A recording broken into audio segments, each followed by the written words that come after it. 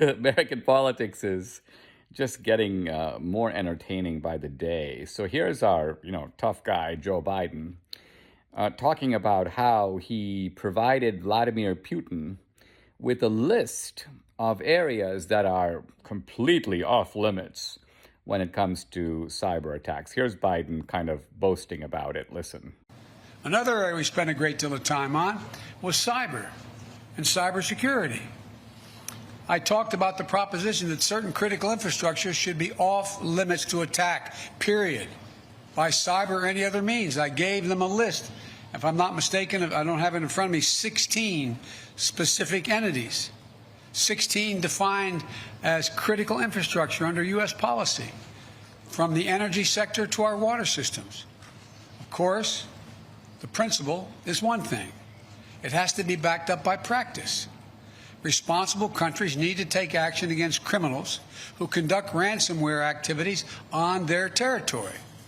So we agreed to task experts in both our countries to work on specific understandings about what's off limits and to follow up on specific cases that originate in other countries, in either of our countries.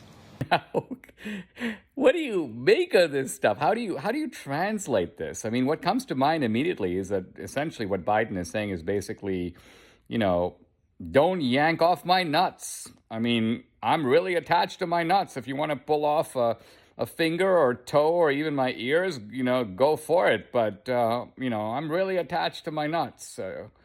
Jill may have no interest these days, but I certainly do.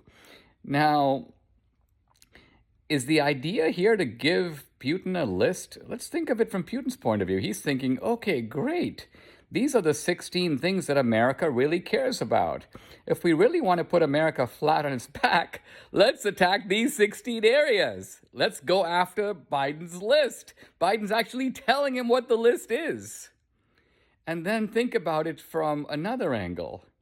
Everything else, I guess, is off the list. So Biden is giving Putin the green light. Hey, listen, if your Russian cyber hackers want to sort of take over, some farms in Indiana or hit the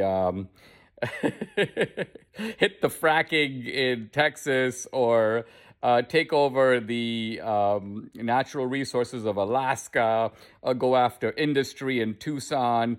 Listen, if it's off the list, it's fair game. You guys can go right ahead because I'm not going to be able to call you and go, hey, that was on my list. I'm really surprised you took on that one.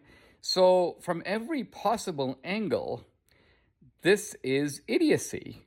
And I don't think it should be all that surprising because we have, let's face it, an idiot in the Oval Office.